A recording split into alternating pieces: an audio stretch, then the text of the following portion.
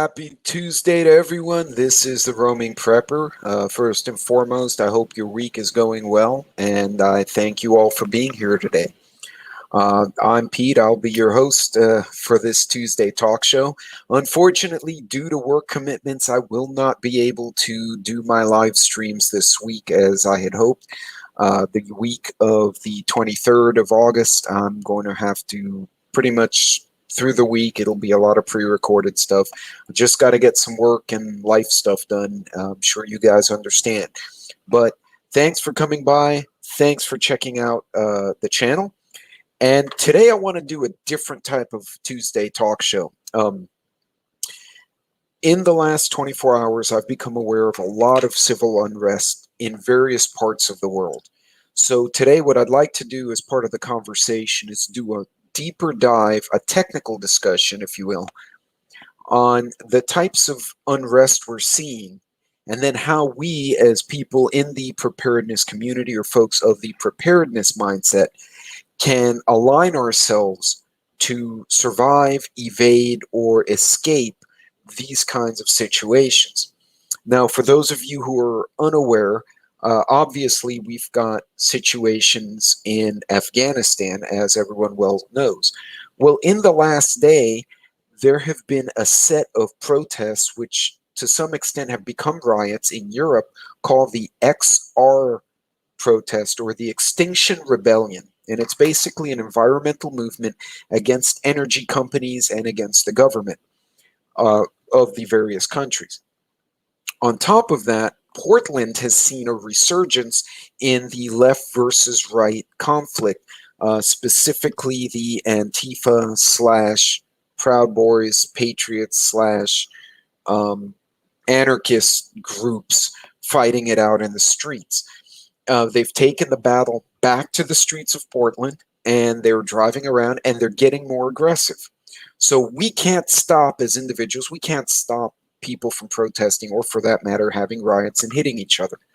What we can do as a community is align ourselves and educate ourselves with what's going on by using other people's negative experience to educate ourselves.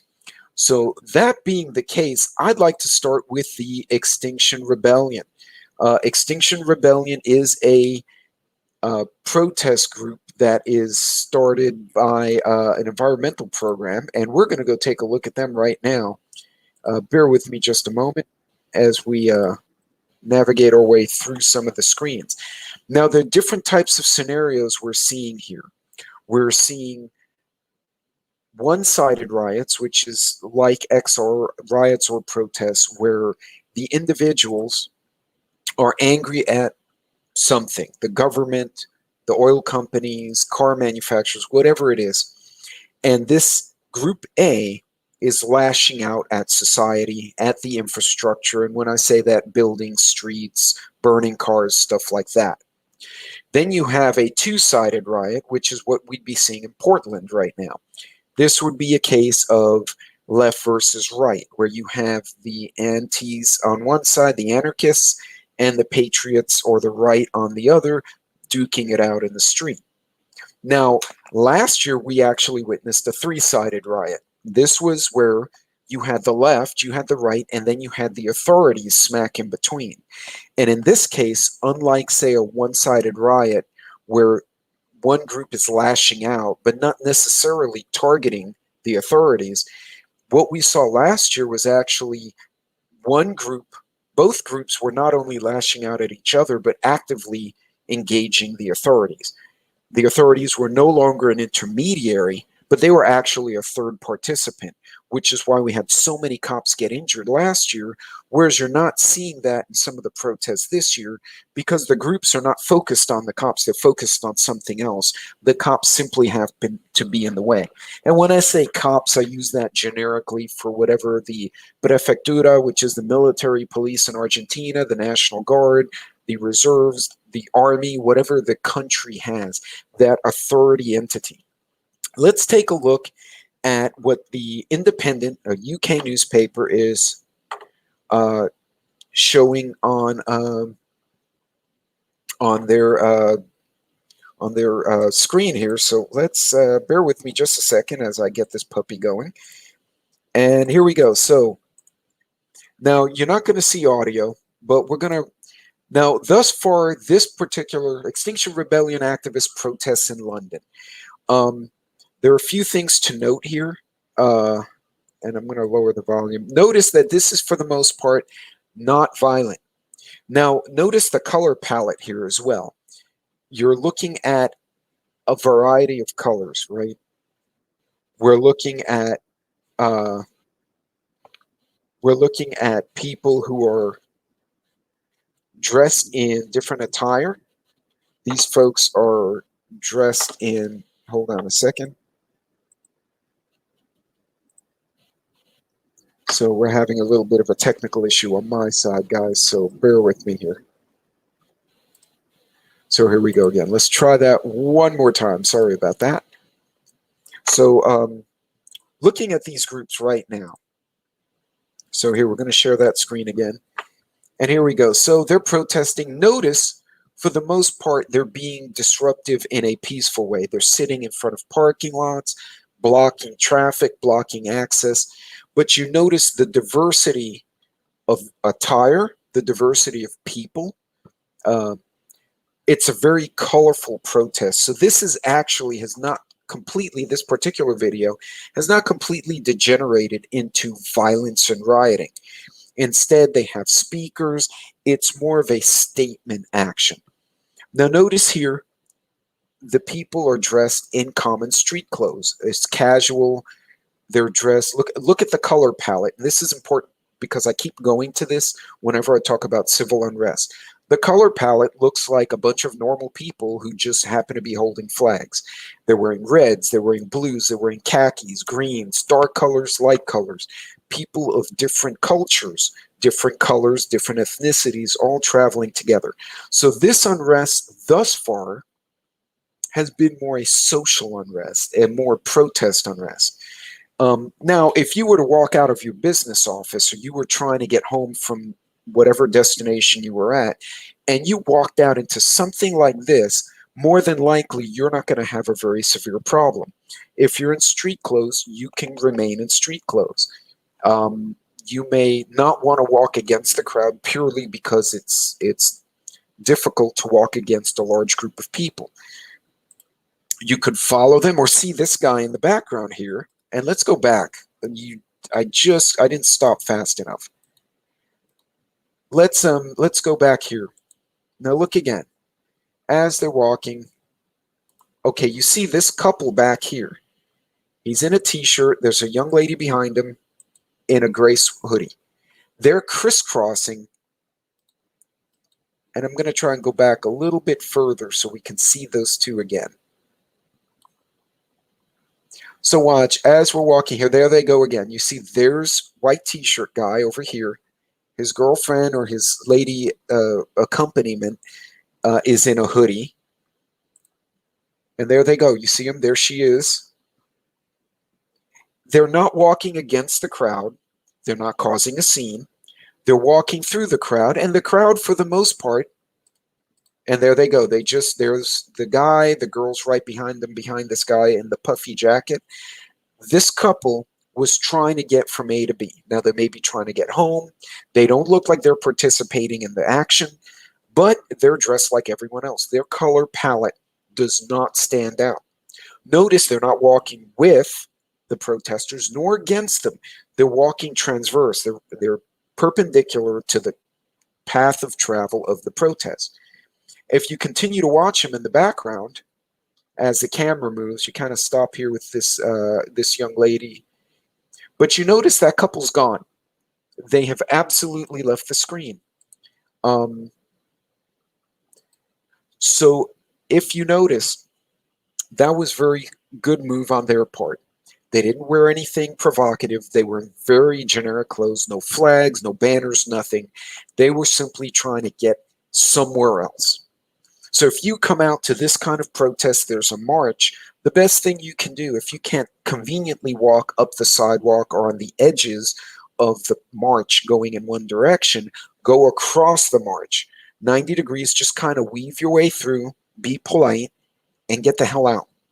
You don't need to participate if it's not, I mean, if you're there to protest, obviously go join the other people.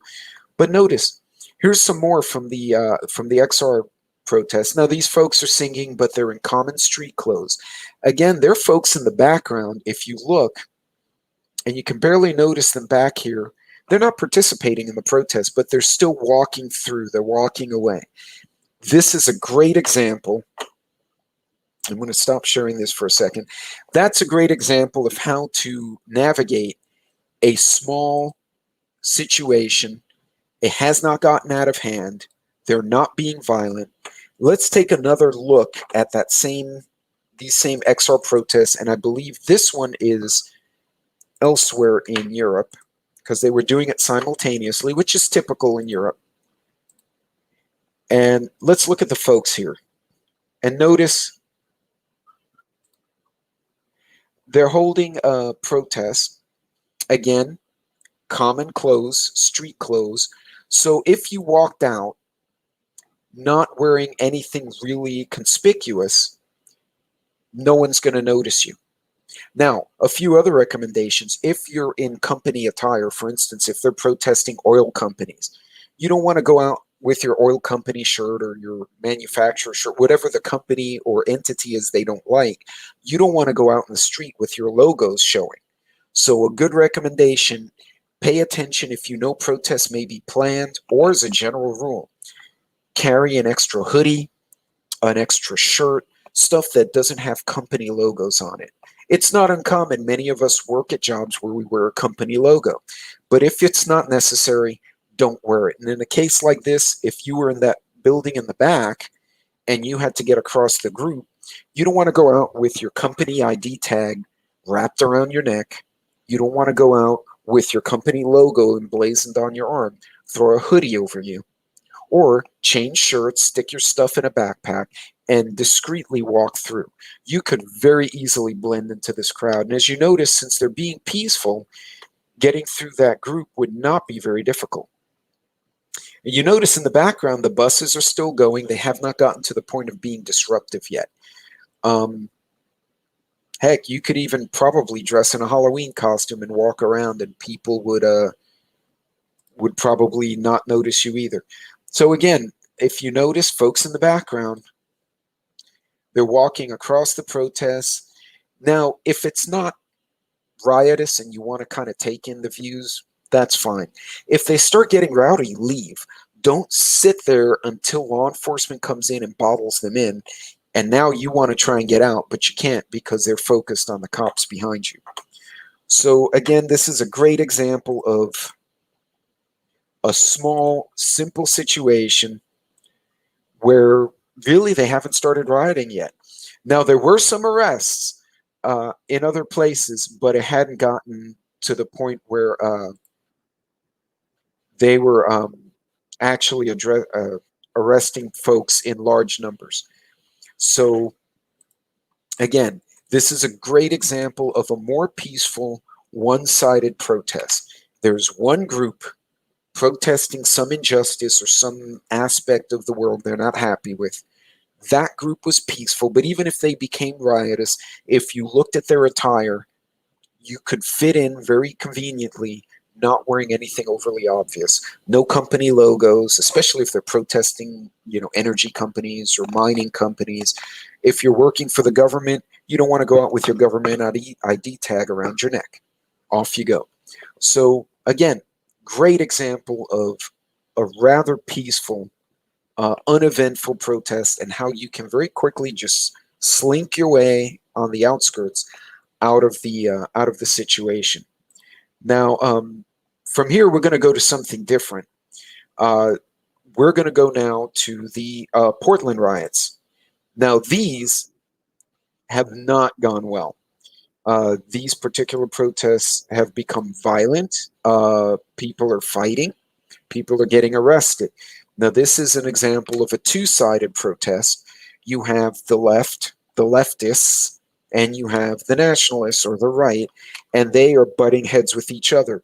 Now, nobody's particularly targeting the cops on this one. So unlike last year, where people were actually throwing things at the cops are kind of trying to contain the nonsense. So let's take a look at this and let's see, what do we learn from here? Let's go back to the shared screen and let's blow that up a bit. Let's see what we got. So again, now you can see right here,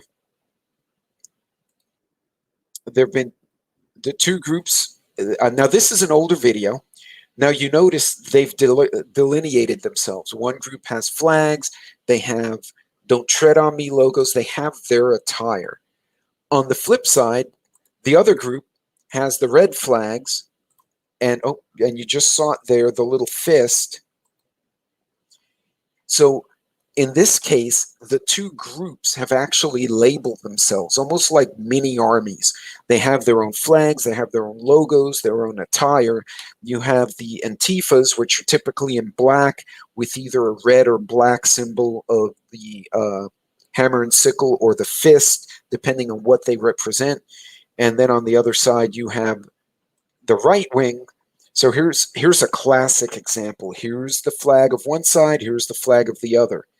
In between are the cops. Notice nobody's particularly targeting the cops. This is why I call this a two-sided riot, not a three-sided, because the cops are basically now the intermediaries. Law enforcement's in the middle. You have the left over here and the right over here, and these guys seem to be more spectating than anything. So this is a good example of how some of the color palettes start to evolve when you start getting sides picking fights with each other. Now we're going to look at some more video, and again, I keep getting, let me get this full screen here. Now we're going to go to a more recent video of fighting. And look at this scenario, because this is interesting. In this case, somebody started firing shots at another group. This happened, I believe, the 22nd of August, so it would have been yesterday. Now let's look at this for a second and get rid of the little under. Now notice people are taking cover. Now most of these folks appear to be civilians, right? This is a smart move. You hear gunshots, take cover, unless you're planning to be a first responder. And the police ultimately did arrest the guy. Now here you're going to get into the fighting itself. Notice again the color palettes have changed. It's not like the XR, which was more a social statement. They were peaceful. They were in colorful clothing representing their cultures, their religions, their faiths, whatever. These guys are dressed more for fighting. Notice the presence of gas masks, helmet, paintball guns on this character over here. They've already started popping smoke on one another. And notice the attire these guys have, right? They're now much darker. They are dressed, they have face coverings, they have, in many cases, protective headgear, not just a baseball cap to protect them from a bump, but literally bump caps, hard hats, helmets, tactical helmets, stuff like that. So here you see the escalation of the situation has changed the attire and the behavior. Now, if you were trying to get away from that, what you've noticed here in the videos is you have clusters of fighting. It's not a coherent one line against the other like armies fighting in a battlefield. You have a group here, you have a group here. So in a situation like this, again, going back to the example of coming out of work and this shit's going on, what do? Well, here you can take the stance of, okay, now I switch to the hoodie, wear a face mask, and now I have to start picking and navigating where to go. The most important thing is to be discreet. Don't wear anything that will attract someone else's attention. If you have a, you love your grunt style hoodie, unless you want to pick a fight, don't wear the grunt style hoodie. If you happen to have voted for Biden or Obama, don't put your little, your little donkey or your little elephant for the Republicans or whatever, something that's going to attract attention. You want to look like the homeless kid who's walking around the garbage cans. You want to be completely indescript. Now notice here, this fellow did not do that. This guy in the car, and I don't know the backstory to this one, and of course they blame the Proud Boys attacking the vehicle and its occupants. I don't know why they did that randomly. I suspect that individual may have said something or told them to go away. I don't know how this prompted out. But take a look at this. Now, this guy has made several mistakes. And again, so here you go again, that dark color palette. You saw it with the Proud Boys a few seconds before. The right, and here's the left, flipping over a van. And again, they've darkened the color palette. The attire has masks. They have, protective clothing. So, and actually they attacked an old ambulance. I don't know what that's about. But in any case, you start seeing this change. You're also going to start seeing stuff like this. They're marking territory. They're making threats via marks. FAFO, fuck around and find out. They came equipped. Okay, so this wasn't spontaneous. Notice the attire on the right side now. The flags, tactical gear, protective helmets. Again, the groups start to show their symbolic flags, colors, symbols to represent the side they're presenting. And in this case, they happen to be shown on the right. Now notice in the background, there are actually civilians moving around. So let's back up here a second and see if we can see her again. Okay, you see in the background right here, she's barely noticeable, but there is a lady. There's a lady in business attire. Now she's being smart. She crossed the street and she's walking away from the trouble. Again, the fighting in this kind of scenario becomes clustered. It's not battle lines. They fight over here, a group breaks off, they find the other group 2 blocks down, have another fight over there. So this kind of situation, you have multiple combatants, multiple groups. It becomes a lot harder to make heads or tails of where you need to go. Unlike the other one, the first example, XR, where in your street clothes, you just kind of gently weave through the groups. Here, you're going to try to outright avoid them. If you can avoid weaving through anyone, it would be great. Because remember, even if you're weaving through these guys, and they're not doing anything to you, right? They're fine with you. You're like, excuse me, I'm going home, whatever. If the other side shows up, you're in one of the groups. Even if you're not part of it, you're physically in it. If they start throwing bottles, fireworks, whatever, you could wind up being struck by some of this stuff. And again, you notice the shields. These guys came out basically prepared for a little battle. So notice the change in the color palette. It's very interesting. We're going to go show that shooting video again real quick. Now, notice the color palette here. This was at the very beginning, so somebody threatened someone and somebody else started shooting. I got a little bit better angle here, so let's show this again. And there's gunfire in the background. Notice that car on the right is backing up. They can hear the gunshots through their windshield. And now he starts zooming away. Now you notice, here comes some of the rioters, and of course, you have spectators, you have photographers. Again, here's another angle of the guy in the car being beaten up. I don't know how this happened. If his life was in danger, why did he stop his car? The car looks like it's parked crooked. So I don't know if he normally parks like that or if he got run off the road. Why he had stopped at all by himself is beyond me. But why he's not backing out of the... And notice these guys are pelting him with paintballs while he's inside the car. So he's very specifically being targeted for some reason. I don't know why that is. And they're trashing the vehicle. If he was in the car, he shouldn't have gotten out. He shouldn't have stopped. Again, being gray means not being obvious, not attracting attention to yourself.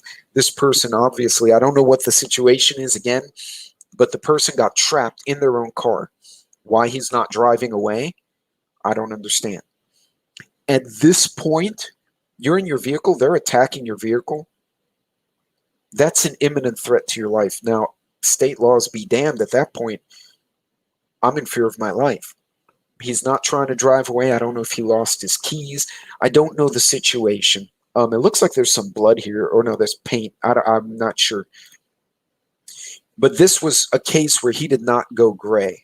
Hold on, I can't tell what that shirt says. It doesn't look like any kind of political thing. And there's the other angle of them flipping over the book. I'm sorry, the book, the truck. Notice again the attire, more combative, much more. It's darker than that European protest, except for this knucklehead here, who apparently is just out there making a scene. They're wearing their symbolic logos, insignia for their side.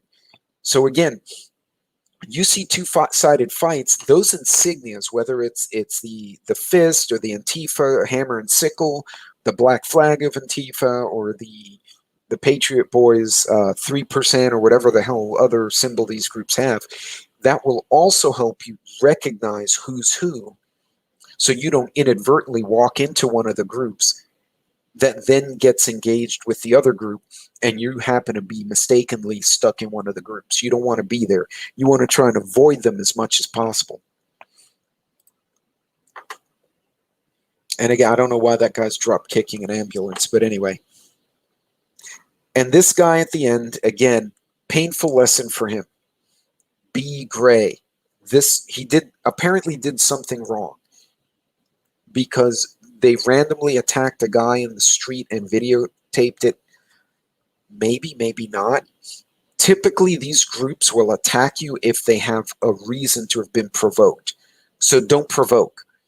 Be as unobvious as possible. Notice, again, if you watch in the videos, in the backgrounds, a lot of these folks, there are a lot of civilians walking around in the background. They're not involved. They're not engaged.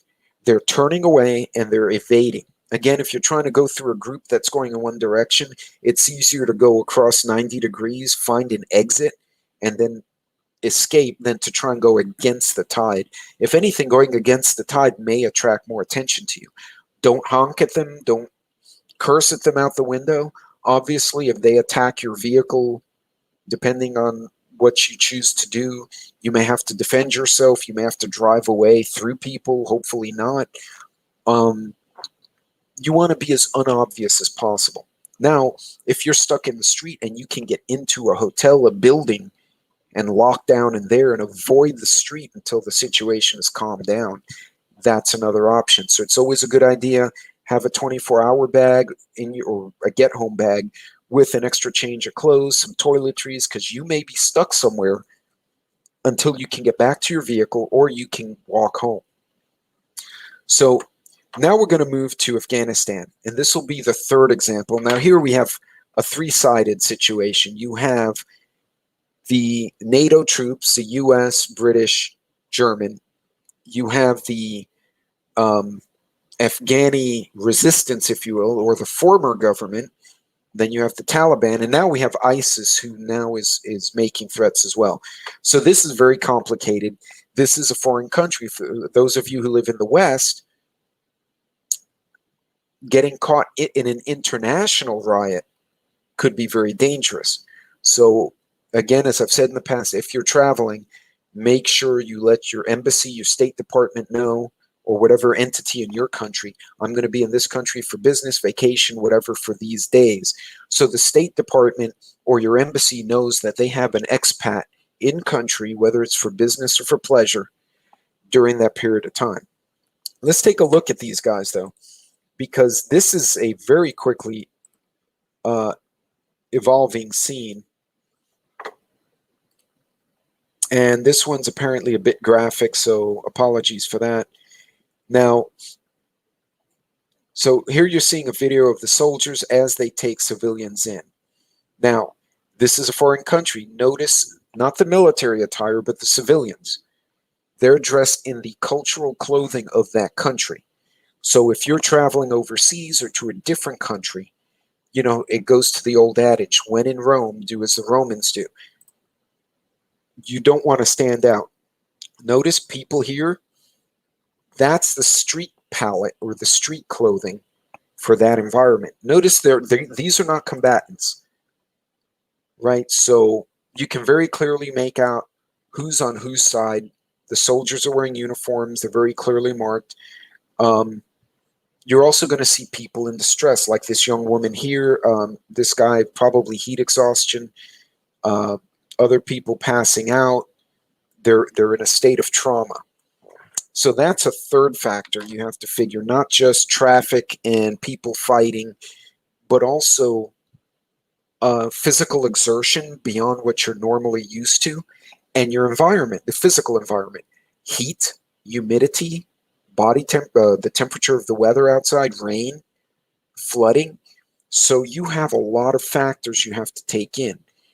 Even if you say, hey, I got out of the riots, I'm going to walk home and it's 105 degrees, you better damn well have some water or they're going to find you passed out 2 blocks away or something like that. So you have a lot of factors in a situation like this. You're not in a domestic situation, especially if you're unfamiliar with the area. This happens to be Afghanistan. But if you're an American visiting Argentina, you're visiting Africa, whatever the case, or you're an Argentinian visiting the US and their riot breaks out, you need to be familiar with the infrastructure, where you can find water, where you can find help. Don't fail to factor in temperature, weather conditions, terrain, because if you're trying to escape from this kind of situation, these are things that can kick your ass. This guy is from the country, but you can see he obviously got some kind of heat stroke. They're pouring water down here. So this is a young family. They're trying to cool them down. Sadly, it appears some folks did get crushed to death. Some died of heat stroke or exertion. So again, guys, factor in if you or someone in your family, your group, may not be able to exert themselves, that's going to be a factor. If you're having a family reunion downtown for dinner and a riot breaks out and you cannot get back to your cars, and you have people in the group who may not be able to walk an hour or two to get home on foot, you're going to have to factor that in. Okay, this is important, because the last thing you want to do is there's a riot around you, there's unrest around you, and one of your members drops smack in the middle of the street. You have to make a judgment call. Can I make it? Or are the conditions, the heat, my physical fitness, I'm dehydrated, I'm sick, whatever. Do you have to make that decision to hunker down temporarily in a hard point and secure yourself until you have a better opening to get home? And again, you can tell this is a lot of heat, a lot of stress. People are getting freaked out. You see they're pushing, they're shoving. There's a woman with a child there. So again, these are other things to think about. And again, this could very easily become a three-sided situation. If the Taliban lash out against the government troops and the government troops lash back, and somehow the US troops or the UK troops get dragged in, you can have all sorts of issues as a result of that. So again, a lot of factors here to think about. You have these three-sided or these changing situations. Here's another example of trying to deal with a civil unrest situation. So this is from DW. So this is the airport from above. And again, the attire is different from what we would wear in the West. If you're wearing a business shirt, slacks, and shoes, you can probably blend in as a man, yes. As a woman, though, what you would wear in, Europe or the US or Canada will not fly necessarily in this country. You may have to wear what this lady's wearing. You may have to have a head covering. So if cultural norms require you to wear certain things in other countries to avoid confrontation, you have to factor that in to your get home or get safe situation. In this case, you may not have an easy get home option. So you're going to have to find a way to get safe, find a safe location until you can get home. As we continue to watch this, notice here, for instance, oh, I wanted to stop on those guys real quick, not the Presidente. So the color palette here is different than what we saw in the left versus right fighting in Portland.